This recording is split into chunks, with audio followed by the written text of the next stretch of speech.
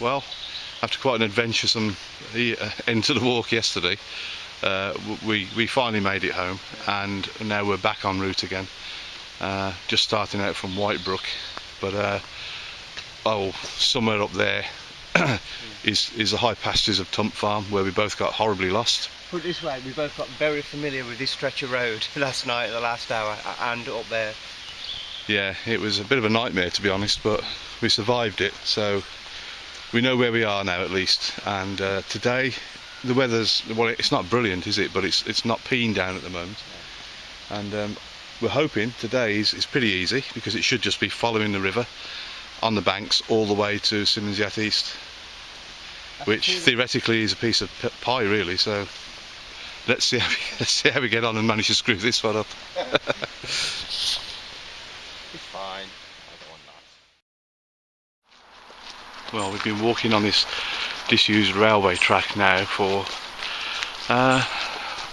well, maybe 40 minutes, and it's dead flat, which compared to yesterday is a completely different sort of walking. Not really sure how much further we go along here, but it's all been very pleasant. It's been a cool, damp summer, and everything is wildly overgrown.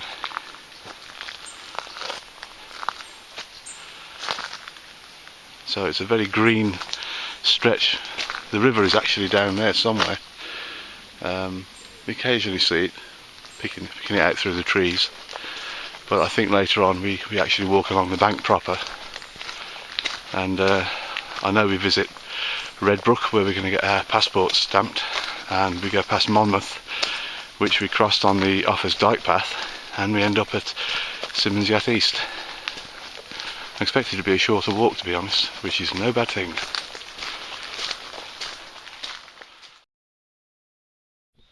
Well, that over there is Whitebrook, which we've been to before on the Offers Dyke trail, and somewhere over there, right in front of us in fact, is the Bell Inn, and that's we get our passport stamp there in a minute, hopefully. And this is the view of the Wye from the top of Bigswear Bridge. It's a miserly old day again, isn't it?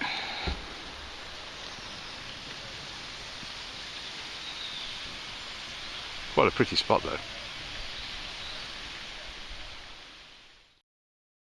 When you walk the Wye Valley Way, you can get yourself a free passport and then have it stamped at appointed places along the way. Most of these appointed places are pubs, and gives you a perfect excuse to take a break and have a pint or two, as if you needed one.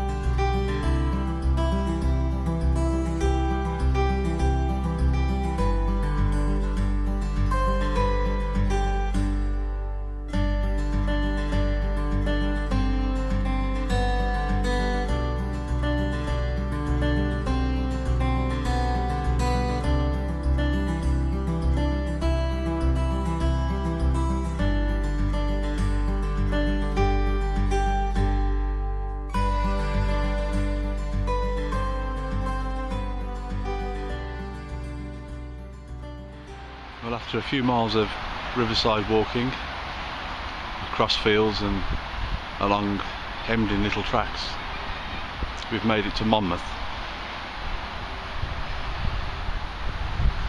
And that is the Wye Bridge.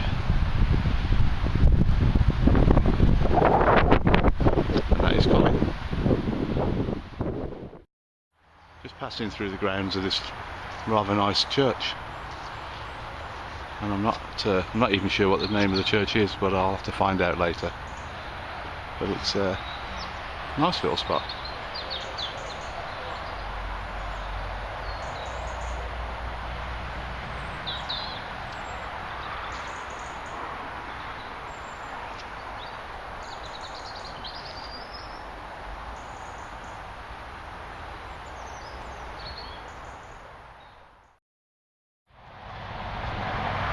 The difference between today's walk and yesterday is that today we're down here by the river, and yesterday we were mainly up there, up in the trees, up on the hills.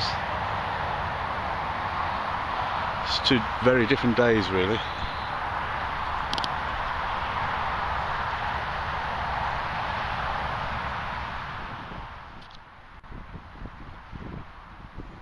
On the main river above Hay on Wye, the boating activity is almost exclusively canoeing. You can canoe continuously for 133 kilometres, which makes the Wye a great river for long-distance touring. For this reason, it's popular with Duke of Edinburgh expeditions as well as many canoe enthusiasts. Further upstream, the river can still provide some good canoeing water, but there's no established public right of navigation, so we shall see less of this activity as we progress. The doorway to nowhere.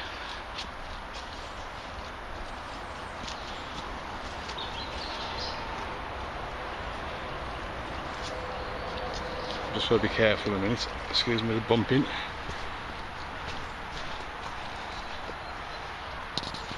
But yeah, it literally opens onto nothing.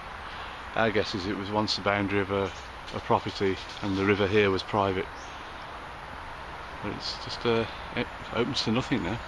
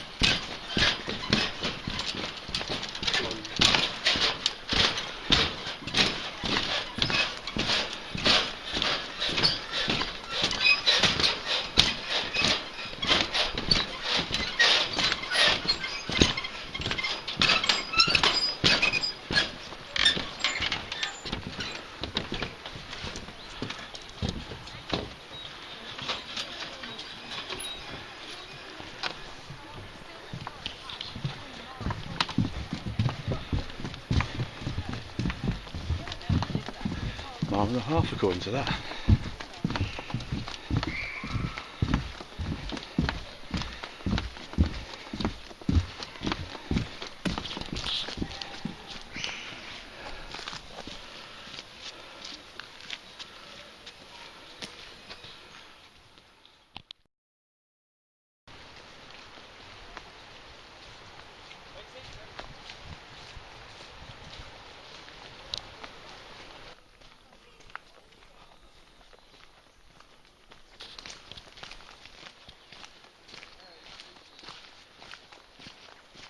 The last mile or so took us along a level path towards Symonds Yat East. It was a pretty section, but after so many miles over 2 days, we were glad to reach its end and collect another passport stamp at the Saracen's Head.